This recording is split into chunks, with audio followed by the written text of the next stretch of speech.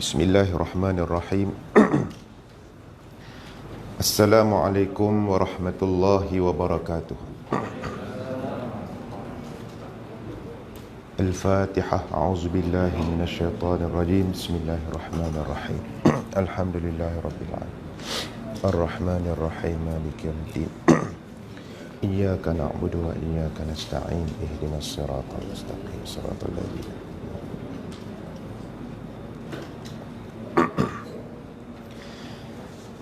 Alhamdulillah nahmaduhu wa nasta'inuhu wa nastahdihi wa nastaghfiruh wa na'udzu billahi min shururi anfusina wa min sayyiati a'malina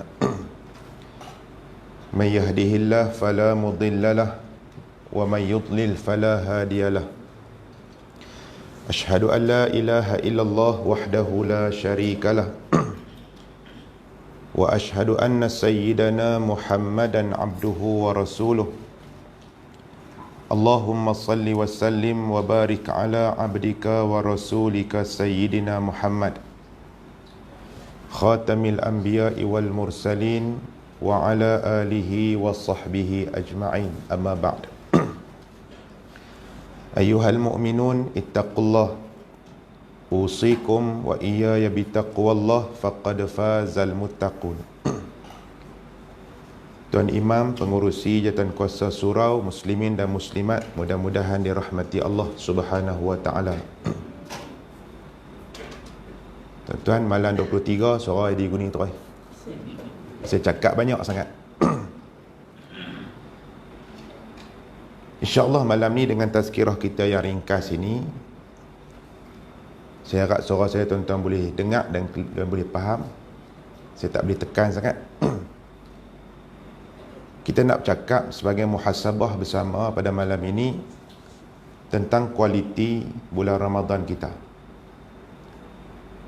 Saya nak ajak tuan-tuan untuk kita melihat kembali bagaimana bulan Ramadan Al-Mubarak yang dilalui oleh para sahabat Nabi. Tuan-tuan 22 malam dah duk dengar tazkirah, start cerita tentang ibadah, tentang ganjaran puasa, tentang jaga lidah, jaga hati, jaga anggota tubuh badan, macam-macam. Semua berkaitan Ramadan. Cuma malam ni kita nak sentuh tentang mungkin satu benda yang kadang-kadang kita tak perhati, kita tak ambil berat. Bukan kita tak tahu, kita tahu, tapi kita kurang bagi perhatian. Pada tahun 2 Hijrah, pada bulan Ramadan Al-Mubarak, 17 hari bulan Ramadan, para sahabat Nabi yang pada ketika itu berjumlah 313 orang yang berada di lembah Badar berhadapan dengan tentera musyrikin yang dipimpin oleh oleh Abu Sufyan. Orang Islam yang berada di lembah Badar pada ketika itu berhadapan dengan tentera musyrikin, minta maaf, dipimpin oleh Abu Jahal pada ketika itu, yang asalnya nak pergi ke situ bukan nak perang tapi nak blok rombongan Abu Sufyan. Yang kita nak sebut ni tuan-tuan, bulan Ramadan ini bukan setakat bulan yang selama ni kita ingat dia bulan puasa, bulan ibadah, bulan kita bersedekah, yang tu semua kita tahu. Tapi Ramadan Al-Mubarak juga ialah satu bulan yang menceritakan tentang jihad dalam Islam. InsyaAllah kita sentuh satu lagi tentang Fathu Mekah, juga berlaku dalam bulan Ramadan Al-Mubarak. Dengan jumlah yang terhad 313 itu, kelengkapan perang yang tidak lengkap kerana bukan nak pergi perang, tapi Allah Subhanahu wa taala memilih bulan Ramadan yang kita ada ni kepada para sahabat Nabi untuk ditunjukkan tentang keberkatan Ramadan, tentang semangat jihad para sahabat Nabi. Allah nak tunjuk Islam boleh menang dengan jumlah itu. Macam mana Islam boleh menang? Ini formula Quran bagi. Bala, Tuhan kata, bahkan in tasbiru wa tattaqu. Dua ni kita duk belajar dalam bulan puasa ni. In tasbiru wa tattaqu. Kalau sekiranya kamu semua sabar dan hampa semua bertakwa kepada Allah, wa ya'tukum min fawrihim hadha yumdidukum rabbukum bi khamsati alafin minal malaikati musawwimin. Tuhan buat mai bantuan 5,000 tentera daripada para malaikat Allah. Walaupun mata kasar kata dengan 313 ni, Allah Akbar. Tuan-tuan, kita baca dalam perang Badar, Nabi duduk dalam khemah Nabi duduk berdoa ni. Antara doa Nabi pada, ya Allah, kalaulah sekiranya engkau binasakan pasukan 313 ni, nescaya tidak ada lagi orang yang akan sembah kamu atas muka bumi ni. Lam tu'bad, tidak ada lagi orang yang sembah kamu atas muka bumi ni. Nah, abang kata sangat getir. Kalau dari segi matematiknya, dari segi jumlahnya, dari segi logiknya, orang Islam kena hentam hari itu. Tapi Allah Subhanahu Wa Ta'ala nak tunjuk kata apa? Bala in tasbiru, dengan berkat Ramadan, dengan berkat bulan yang mulia, dengan kesabaran para sahabat, dengan redanya mereka kepada Allah, maka dengan sabar dan dengan taqwa. Hak taqwa tu kita duk mengaji dalam bulan Ramadan ni. Allah buat mai bantuan malaikat dia untuk bantu orang Islam sehingga Islam menang. Bukan setakat Allah bagi menang, kepala musyrikin Abu Jahal mati dalam perang Badar. Nampak tuan? Bukan setakat tu, ni kepala ni mati dalam perang Badar. Betapa hebatnya Allah Ta'ala nak tunjuk kata kehebatan bulan yang mulia ni. Satu. Yang kedua, kalau kita baca lagi sejarah Islam pada tahun 8 Hijrah, 10 hari bulan Ramadan, orang Islam, Nabi SAW dan 10,000 orang Islam daripada Madinah masuk ke Mekah, yang tahun tu dipanggil Fathu Makkah. Bermula daripada apa? Bermula daripada tahun 6 Hijrah, waktu termeterainya perjanjian Hudaibiyah yang kita mengaji itu. Perjanjian Hudaibiyah yang mengikat orang Islam dengan musyrikin Mekah gencatan senjata 10 tahun. Tak boleh serang menyerang, tak boleh perang, tak boleh masing-masing lawan duk hantar tentera ke, tak boleh. Gencatan senjata. Nabi setuju perjanjian itu dimeterai di antara orang Islam dengan musyrikin. Walaupun tahun 6 Hijrah itu orang Islam yang pergi dengan Nabi nak masuk Mekah, nak buat umrah, rasa sedih, tak boleh. Pasal apa? Pasal musyrikin Mekah bagi syarat tahun ni balik. Tak boleh masuk tahun 6 Hijrah. Tapi Nabi ni pemimpin yang futuristik. Nabi ni cerdik, tuan. Dia pandang ke depan. Dia tak pandang hari ni. Memang orang Islam sedih pasal apa? Pasal nak masuk Mekah pada tahun tu, tahun 6 Hijrah tu, nak buat umrah kerana Nabi dah bermimpi orang Islam masuk ke Mekah, bersyukur, bertahalul, apa semua, tawaf sebagainya. Kata nak buat umrah, tak boleh. Musyrikin Mekah tak bagi masuk. Okey, perjanjian dia apa dia? Tahun ni tak boleh masuk, tahun depan Mai boleh masuk. Tahun 7 Hijrah. Tahun depan Mai tak boleh bawa senjata. Bawa senjata habuan nak musafir saja. Nampak tuan? Lepas tu antara isi perjanjian, gencatan senjata 10 tahun. Tak boleh perang menyerang. Serang menyerang tak boleh. Kemudian kalau ada orang-orang Mekah yang pergi ke Madinah, kemudian katalah keluarga dia ada di Mekah, minta dia dipulangkan, kena pulangkan dia. Dalam perjanjian tu, kalau ada orang Madinah pergi ke Mekah, orang Madinah nak panggil balik dia mai, tak wajib orang Mekah hantar dia balik pergi ke Madinah. Nampak macam lagu mana? Nampak macam berat sebelah. Tapi tak, Nabi pandai, dia cerdik. Yang kata Rasulullah ni sallallahu alaihi wasallam, cerdik. Bila termeterai perjanjian Hudaibiyah, apa jadi?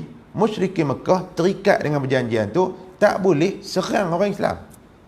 Ketika itulah Nabi sallallahu alaihi wasallam melancarkan perang Khaybar. Serang Yahudi di Khaybar. Cerita kita baca Nabi sallallahu alaihi wasallam mula menggerakkan dakwah Nabi ni ke seluruh tempat, sehingga musyrikin Mekah jadi geram dekat Nabi. Tu. Bila geram kepada Rasulullah dan orang Islam, maka musyrikin Mekah ni membantu satu kaum, satu kabilah, nama dia Bani Bakr. Dia bantu Bani Bakr untuk menyerang Bani Khuza'ah yang duk janji setia dengan Nabi. Bani Khuza'ah ni buat perjanjian dengan Rasulullah. Mereka serang sampai mati beberapa orang di kalangan Bani Khuza'ah ni. Nabi sangat berpegang kepada janji. Bila hampa janji tidak serang orang Islam ataupun orang yang bernaung di bawah orang Islam, tiba-tiba hampa serang, Nabi ambil tindakan. Maka pada tahun 8 Hijrah, 10,000 orang Islam daripada Madinah keluar daripada Madinah menuju pergi ke Mekah sampai kepada Marru Zahran. Ketika tu Nabi kata kat orang Islam semua, kita bermalam di sini. Strategi pertama Nabi apa dia? Kita pacak banyak khemah di Marru Zahran tu, pacak banyak khemah Marru Zahran tu. Kemudian nyalakan obor sebanyak-banyaknya. Nampak? Biar Abu Sufyan yang ada di Mekah sana dan musyrikin yang ada, Abu Sufyan tak Islam lagi masa tu, mereka tengok obor hak banyak ni, mereka kata, wui, ramainya orang Islam, mampu kita. Saja macam tu. Saja tak masuk Mekah malam tu, esok kita masuk. Malam ni kita pasang obor, pacak kemah dulu. Akhirnya apa jadi? Rundingan. Nabi hantar wakil Al-Abbas bin Abdul Muttalib untuk bincang dengan musyrikin Mekah. Nabi bagi kata dua. Nak kami masuk secara aman tanpa pertumpahan darah, ataupun kami masuk dengan cara kekerasan. Maknanya kalau hampa lawan, orang Islam terpaksa pertahan diri. Yang saya ringkaskan, 10 Ramadan tuan-tuan, bulan Ramadan yang kita ada ni, pada 10 Ramadan Nabi dan orang Islam pada ketika itu masuk ke Mekah, pergi ke Kaabah, tawaf di Baitullahil Haram, meruntuhkan segala berhala yang ada, menyuci dinding Kaabah dengan air Zam-Zam. Dan tempoh masa yang diambil itu sehingga akhir Ramadan, seluruh berhala yang ada di kota Mekah semuanya diruntuhkan. Ini tuan-tuan, kesimpulan dia kita nak sebut apa? Yang pertama ni ialah, yang pertama, bulan Ramadan ialah bulan orang Islam kena tunjuk semangat mujahadah. Tak mesti mujahadah keluar perang tak. Mujahadah ni maksud apa? Buat satu-satu benda ada kesungguhan.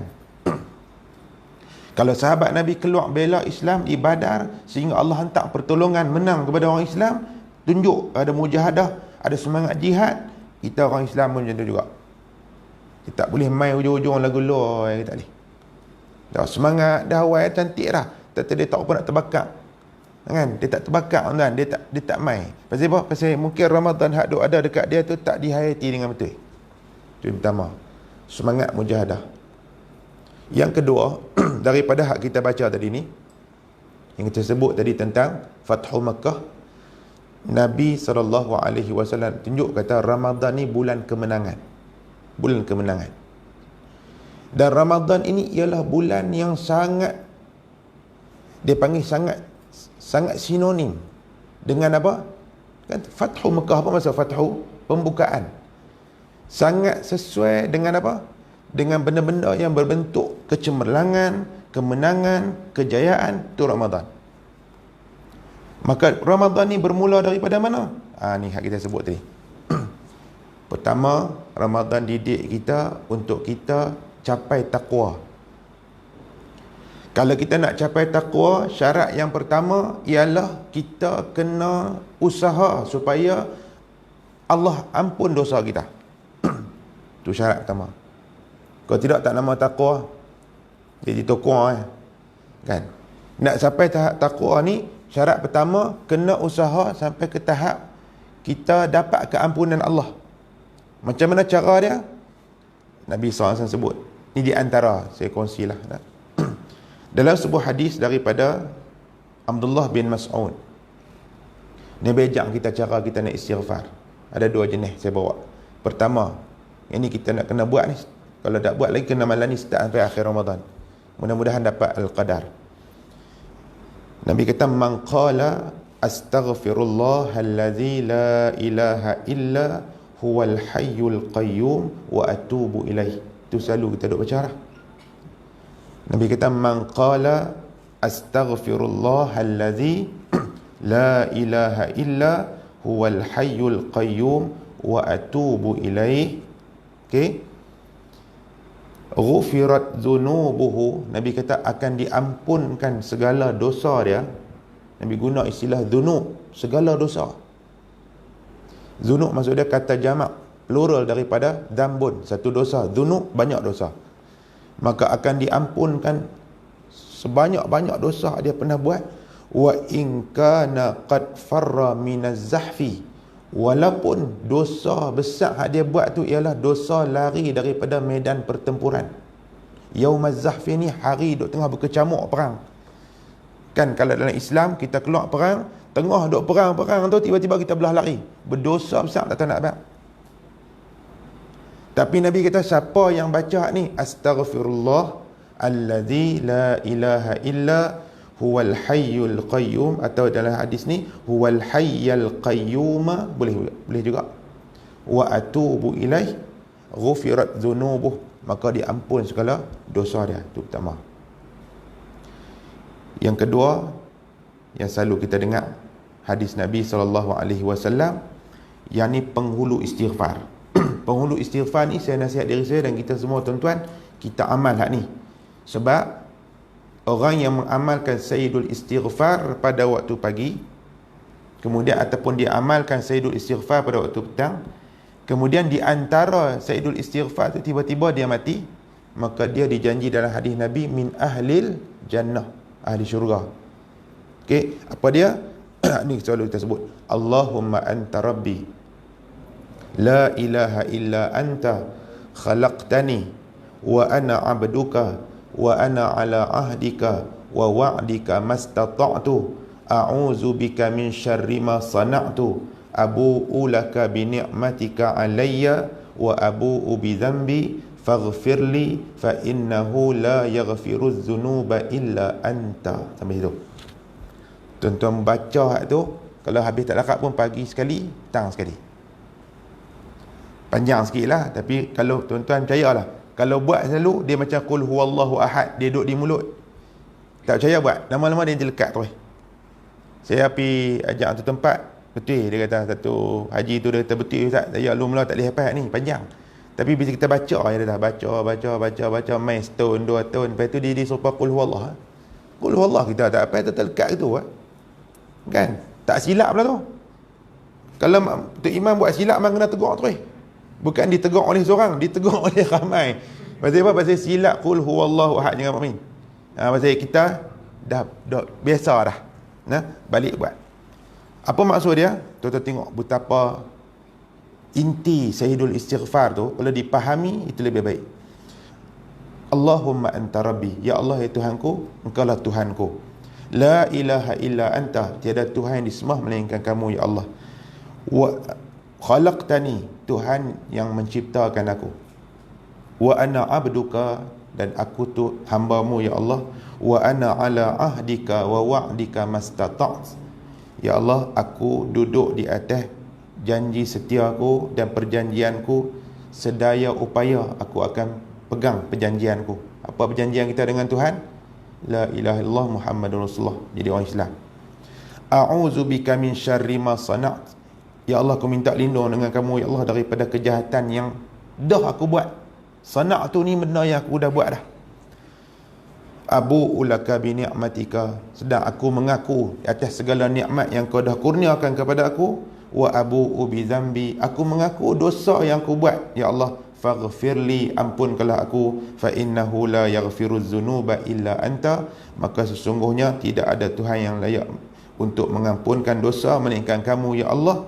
Siapa yang kata hak ni, Nabi kata man qalaha minan nahar muqinan biha, siapa yang ucap hak ni pada waktu siang yakin sungguh, famata min yaumihi qabla an yumsi, kemudian dia mati sebelum mai pada waktu petang, fahuwa min ahlil jannah, dia ahli syurga. Nabi kata, hadis itu hadis sahih. Macam tu juga siapa hak kata hak ni pada waktu petang muqinan biha, dengan penuh keyakinan, kemudian dia mati sebelum subuh, maka dia min ahlil jannah. Jadi tuan-tuan, hak ni kena doa amal lalu. Tak sabit Ramadan pun kena juga amal bulan lain. Okey, baik.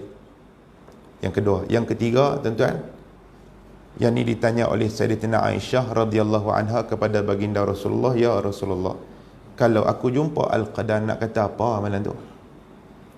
Sama juga cerita dia. Al-Qadar, kalau Allah Ta'ala takdirkan, izinkan kita untuk menikmati pada malam tu, maka ucapan yang paling utama diajak oleh Nabi pada hak kita tu, imam kita baca tadi, Allahumma innaka afu tuhibbul afwa fa'fu anni. Baca hak tu, kata ulama, sesah sekali 100 ke 1000 ke kata tu. Itu hak paling utama sekali kalau bertemu dengan Al-Qadar. Bermaksud, tuan-tuan, jangan tunggu jumpa baru baca. Baca tiap-tiap malam ni. Nak tidur sekali lagi. Sebab tu istimewa ni, tuan-tuan, hak Nabi ajak ni.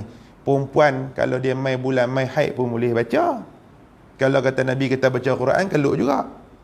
Kalau Nabi kata, kalau Aisyah kata nak buat apa amalan Al-Qadar ya Rasulullah, yang paling utama bangkit semayang. Kacau orang kata kami tak boleh semayang sebenarnya. Rugi ya. Nampak? Allahumma innaka afu tuhibbul afwa fa'fu anni. Cerita dia, tuan-tuan, kita duk tunggu balik semayang, puasa, ibadat bulan Ramadan ni, matlamat kita satu saja. Last sekali kita mau Tuhan ampun dosa kita, kemudian kita termasuk min utaqa'i minan nar, di antara orang-orang yang dibebaskan daripada api neraka. Hak tu kemuncak Ramadan. Dah kemuncak Ramadan, baru layak masuk 1 Syawal, hari fitrah tu, baru panggil dia Aidil Fitri. Balik kita kepada fitrah, macam baru lahir, mai ke dunia, daripada perut mak kita, tak ada dosa, bersih habis semua. Pasal apa? Pasal kita duk amal ni. Amal astaghfirullahalladzi la ilaha illa huwal hayyul qayyum wa atubu ilaih. Tu pun dah Tuhan ampun dosa. Amal sayyidul istighfar. Kemudian amal pula tiap-tiap malam kita duk nak pi ke akhir Ramadan ni dengan Allahumma innaka afu tuhibbul afwa fa'fu anni. Ulang tu banyak-banyak kali, insya-Allah, tuan-tuan, Allah ampun dosa kita. Pasal apa? Ini pun ulama sebut banyak kali kat kita, ustaz-ustaz duk sebut. Nabi sebut dalam hadis, jangan sampai kita jadi orang hak Tuhan tak ampun. Kerana orang yang Tuhan tak ampun dengan sabit dia dah dapat bulan Ramadan ni, maka dia jauh daripada rahmat sepanjang tahun. Nak kena jumpa Ramadan pula lambat lagi. Cerita lambat lagi. Nah, baik, muslimin dan muslimat dirahmati Allah. Saya kira dua benda besar saya nak sebut. Yang pertama, Ramadan ialah bulan mujahadah, yang kita buat contoh daripada para sahabat Nabi ridwanullah alaihim ajma'in. Kita ambil contoh tu. Sahabat-sahabat bukan setakat hebat ibadat. Tuan-tuan, kalau cerita ibadat para sahabat dengan Rasulullah, tu saya kata dah. Kita baca dalam hadis, sahabat kata apa? Kami sembahyang tarawih dengan imam kami, habis selesai sembahyang, maka khadam kami kalut sediakan sahur, takut-takut tak ada makan. Tuan-tuan boleh bayang berapa lama? Tu video hak kawan share daripada Indonesia, tunjuk hak bukan hak sembahyang laju tu. Sembahyang laju tu semua dapat kan? Ni hak satu lagi. Hak di satu pesantren di pondok ni, dia ada halaqah 10 juzuk 3 malam khatam. Ada halaqah 20 juzuk 15 juzuk 2 malam khatam. Ada halaqah baca 30 juzuk 1 malam khatam. Hak 30 juzuk tu dia start daripada hak tadi isyak tu, esok kakak subuh habis. Hak tu betul-betul kita akan nampak, tuan-tuan, macam hak sahabat cerita, ada di kalangan kami yang berpaut pada tongkat. Semayang ni paut pada tongkat. Pasal semayang tarawih ni sunat, dia tak mesti berdiri, dah tak larat duduk lah. Tapi nama kata sahabat nak tinggal, tak tinggal sepanjang malam, tambah-tambah 10 malam tak akhir ni, sembahyang ni kira tak tinggal. Habis-habis tarawih ni, kata sahabat, khadam ni apa? Orang gaji lah. Khadam ni kalut duk pergi sedia sahur, takut-takut bang subuh. Sat lagi Bilal ke lagi, sahabat bang lagi habis, tak boleh makan dah. Nah, abang kata time sembahyang para sahabat tu sehingga sahur. Padahal para sahabat di kalangan mereka dijanjikan syurga, di kalangan mereka orang-orang yang hebat disebut oleh Rasulullah sebagai generasi yang paling baik. Dan yang itulah diamalkan oleh para salafus soleh, kualiti yang kata mujahadah bulan Ramadan. Dan yang kedua, yang saya sebut tadi, tuan-tuan, kita pakat buat. Kita mujahadah kadang tak apa nak larat. Lagu kita lah, tuan-tuan. Nak tu bangkit lagu 8 mula lagu duk kata sat duk sandak sat lu kan lagu tu. Kan? Ada qiyamul lail kita buat takat mana kita larat, tapi ada satu lagi peluang untuk Tuhan ampun dosa kita. Walaupun amalan kita tak sehebat Abu Bakar, tak sehebat Umar Al-Khattab, tak sehebat sahabat Nabi radhiyallahu anhu, tapi ada satu peluang. Peluang apa? Tuhan ampun dosa. Kalau dengar ibadat baru Tuhan ampun dosa, kita tak kuat. Kita ada ibadat kita, tahu kita. Peluang itulah saya sebut tadi tuan-tuan. Man lazimal istighfar, siapa yang rajin istighfar, Nabi kata, ja'alallahu lahu min kulli dhiqin makhraja.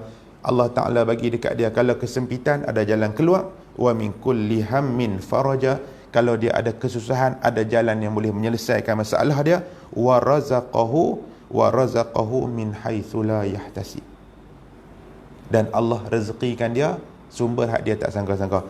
Tuan-tuan, sebab tu ulama-ulama kalau kita tanya, contohlah ada orang dia bankrupt perniagaan, dia pergi tanya tu, dia kata nak buat apa saya ni, saya berniaga apa pun tak jadi. Tok Guru dia kata hang kena istighfar.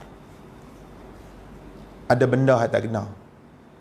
Kita ni kadang beban dosa hak ada kat kita tu dah buat masalah. Bukan saya kata, Nabi sebut, pertama hidup sempit, yang kedua ada masalah duk jadi beban atas kepala, atas bau kita ni, yang ketiga rezeki tak mau nak mai. Man lazimal istighfar, siapa hak rajin istighfar, astaghfirullah, astaghfirullah, astaghfirullah, Tuhan buat mai tiga-tiga ni selesai. Nah, muslimin dan muslimat yang dirahmati Allah, mudah-mudahan di akhir-akhir bulan puasa, bulan Ramadan kita ni, Allah Subhanahu wa taala memilih kita di kalangan orang-orang yang dirahmati dan diampunkan dosa-dosa kita. Aqulu qauli hadza astaghfirullah. Assalamualaikum warahmatullahi wabarakatuh.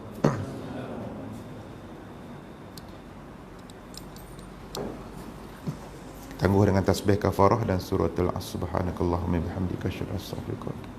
Bismillahirrahmanirrahim. Wal 'asri inna al-insana lafi khusr.